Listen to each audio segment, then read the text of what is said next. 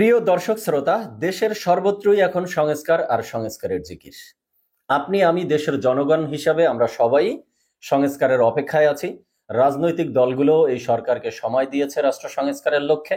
আর এই সরকার 11টি সংস্কার কমিশন গঠন করলো আমরা জানি।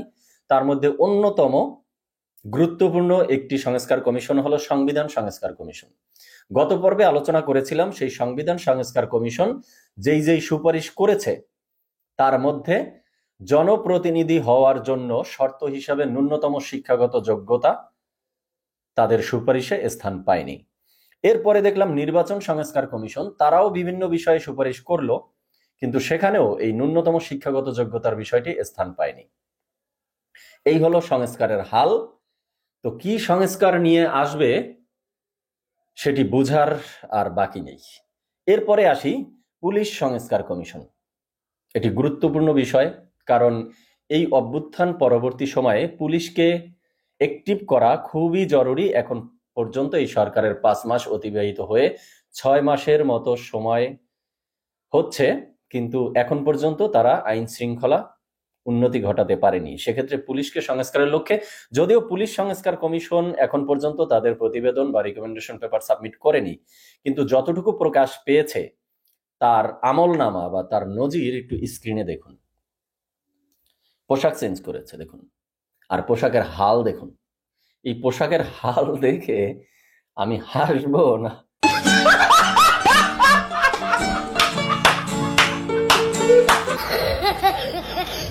দুঃখিত, আমি হাসবো না কাঁদবো আমি বুঝতেছি না। যে এই যদি হয় দেশের আইন শৃঙ্খলা রক্ষাকারী বাহিনীর পোশাকের এই যদি হয় রং, জানি দেশের রুচির দুর্ভিক্ষ দীর্ঘদিন ধরে চলতেছিল, কিন্তু সেই দুর্ভিক্ষ এতটা তলানিতে এসে নেমেছে সেটি তো জানা ছিল না। দেখুন পোশাকের কি করেছে, কারা এই কালার মেকিং করেছে বা এই বোর্ডে কারা ছিল, তাদের চয়েসটা দেখুন, তাদের রুচি কোন স্তরে এসে নেমেছে সেটা একটু দেখার চেষ্টা করুন। বিশেষ করে দেখুন র্যাবের অবস্থা, র্যাবের আগের পোশাক কি ছিল আর এখনকার পোশাক কি দিয়েছে। এই দেখার পরে আর এই পোশাকগুলো যেই ভাইদেরকে, দায়িত্বরত ভাইদেরকে পরিয়েছে, তাদের মুখের অবস্থা, তাদের মুখ দেখে আমি তাদের মন রিড করতে পারতেছি এই মুহূর্তে। আমি ছোট্ট একটি আমার শৈশব জীবনের গল্প আপনাদেরকে বলি, আশা করি আপনাদের সাথেও মিলে যাবে।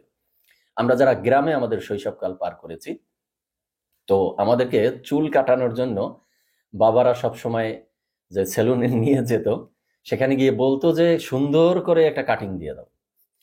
তো তখন শৈশবকাল, আমরা 5, 6, 7, 8-এ পড়ি, আমরা চাইতাম যে আমাদের চুলটা একটু ভারী থাকবে বা একটু বড় থাকবে, কিন্তু বাবারা নিয়ে এক ধরনের বাটি শার্ট দিয়ে দিত। যখন যখন ওই সেলুনওয়ালা কাঁচি চালাতো চুল কাটার জন্য, আমাদের নীরবে নিবৃতে অন্তরে লাগতো, দাগ কাটতো, কষ্ট হতো, ক্ষোভ হতো, শুধু বলতে পারতাম না। চুল কাটা শেষ হওয়ার পরে বাবারা বলতো, না ফাইন একটা কাটিং দিয়ে দিয়েছো।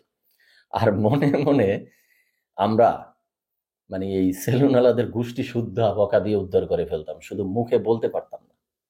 তো এদের চেহারা দেখে আমার তাই মনে হচ্ছে, এদের মনের ভিতরে রাগ ক্ষোভ সব জমে আছে, শুধু চাকরি বাঁচানোর জন্য এরা এখন কিছু বলতে পারতেছে না।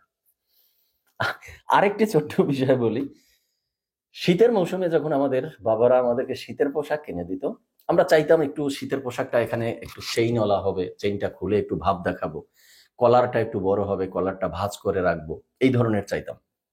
কিন্তু বাবারা এমন শীতের পোশাক এনে দিত যে শীতের পোশাক গোল গলার। এবং আমরা শৈশবে গ্রামে যারা ছিলাম তারা বেশিরভাগই এভাবে কাঠির মতো শুকনা থাকতাম, আমাদের এখানে দুটো হাড় উঁচু হয়ে থাকতো। তো ওই গোল গলার শীতের পোশাক পরলে হাড় দুটো দেখা যেত। এরপরে সেই পোশাক পরিয়ে দিয়ে বাবারা পিঠ থাপড়ে বলতো যে না, একদম সুন্দর ফিটিং হয়েছে। আর মনে মনে আমরা বাবা শুদ্ধ তার গোষ্ঠী শুদ্ধ সব বকা দিতাম, কিন্তু বলতে পারতাম না। তো এদের ড্রেস দেখে আমার সেম মনে হচ্ছে এদের মনের ভিতরে এখন সেই দ্রোহ চলছে, সেই রাগ ক্ষোভ সব এখন ভিতরে তারা শুধু চাপা দিয়ে রাখতেছে। এই হলো সংস্কারের নমুনা, এই বাটি শার্ট পোশাক নিয়ে আসছে এই পুলিশ সংস্কারের জন্য। অথচ এই অভ্যুত্থানের সময়ে পুলিশের ভিতরে যে ট্রমার সৃষ্টি হয়েছে সেজন্য দরকার ছিল তাদের মানসিক অবস্থার চিন্তা চেতনার পরিবর্তন ঘটানো, তাদের আচরণগত এবং কাঠামোগত পরিবর্তনের বিষয়, এবং তাদেরকে জবাবদিহিতার আন্ডারে নিয়ে আসার জন্য অ্যাকাউন্টেবিলিটি যেটিকে বলে, এবং তাদের দায়িত্বশীলতার স্থান থেকে তারা যাতে তাদের অ্যাক্টিভিটি চালাতে পারে সেই বিষয়গুলো প্রশিক্ষণের। হ্যাঁ, ড্রেস আপ দরকার আছে, ইউনিফর্ম দরকার আছে, এটির একটি সাইকোলজিক্যাল ইম্প্যাক্ট রয়েছে, কিন্তু তাই বলে এই ড্রেস, এই ধরনের ড্রেস দিলে তাদের ট্রমা দূর হবে তো দূরের কথা, যেন নতুন করে তারা আবার ট্রমার ভিতরে পড়তেছে। তো এই হলো সংস্কারের নমুনা, পুলিশ সংস্কারের নমুনা অলরেডি আমরা আমাদের সামনে চলে এসেছে। এরপরে আসি জনপ্রশাসন সংস্কার কমিশন। দেশের পাইন মারার আর যতটুকু বাকি আছে সেটা মনে হয় জনপ্রশাসন সংস্কারের মধ্যে দিয়ে হচ্ছে। তারাও এখন পর্যন্ত তাদের সুপারিশ সাবমিট করেনি, কিন্তু যতটুকু তারা প্রকাশ করেছে মিডিয়ায়, তার মধ্যে তারা কি পরামর্শ দিয়েছে যে এই দেশকে নাকি 4টি প্রদেশে ভাগ করতে হবে। কেন রে ভাই, আমাদের দেশের কি এত বড় আয়তন হয়ে গেছে? আমাদের দেশের ভাষাগত কি এমন কোনো পার্থক্য আছে? যেমন পার্শ্ববর্তী রাষ্ট্র ভারতের এক প্রদেশের ভাষা আর এক প্রদেশের মানুষ বুঝেই না, আমাদের তো এমন নেই। এখানে আঞ্চলিকতা রয়েছে ঠিক আছে, কিন্তু আমাদের এখানে প্রদেশ করার কি এমন দরকার আমি তো বুঝলাম না। মানে রাষ্ট্র এখন এক আছে, একক রাষ্ট্র, তাই আমরা নিয়ন্ত্রণ করতে পারতেছি না। এখানে দুর্নীতি, লুটপাট, বিচার বহির্ভূত হত্যা ইত্যাদি ইত্যাদি, তাই আমরা কন্ট্রোল করতে পারতেছি না সর্বদৃষ্টি দিক থেকে।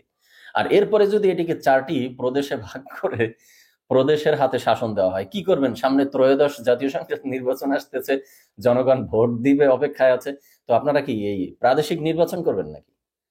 তো একক নির্বাচন দিয়েই তো আমরা নির্বাচন সুষ্ঠু করতে পারি না, প্রশ্নবিদ্ধ নির্বাচন হয়ে যায়। সেখানে আপনি প্রাদেশিক নির্বাচন দিয়ে নির্বাচনকে সুষ্ঠু করতে পারবেন? তো এই ধরনের দেশের পাইন মারা বুদ্ধি আপনাদেরকে দেয় কে, আমি তো বুঝলাম না। তো এই পাইন মারা বুদ্ধি নিয়ে এরপরে ডক্টরেট ডিগ্রি করে আপনারা এক একজন এখন সংস্কার কমিশনে বসছেন। এরপরে দেখুন, পার্শ্ববর্তী রাষ্ট্রের সাথে আমাদের সব সময় বিভেদ, উত্তেজনা, উদ্বেগ লেগেই থাকে। এখনো যে অবস্থা, একক রাষ্ট্র হিসাবেই আমরা তাই কন্ট্রোল করতে পারছি না, অথবা পার্শ্ববর্তী রাষ্ট্রের সাথে আমাদের পরিবেশ বা আমাদের অবস্থা ভালো যাচ্ছে না।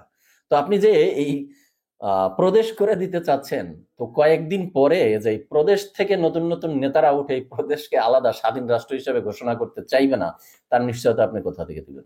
এবং পার্শ্ববর্তী রাষ্ট্রের পাশাপাশি ঘেঁষা যেই প্রদেশগুলো পড়বে, যদি প্রদেশ করা হয়, তাহলে সেই প্রদেশের উঠতি নেতারা পার্শ্ববর্তী রাষ্ট্রের সাথে মিলে যে নতুন করে সংগ্রামের ডাক দিবে না যে আমরা বাংলাদেশের আন্ডারে থাকবো না, আমরা পার্শ্ববর্তী ওই দেশের আন্ডারে চলে যাব, বা আমরা একটা স্বাধীন রাষ্ট্র চাই।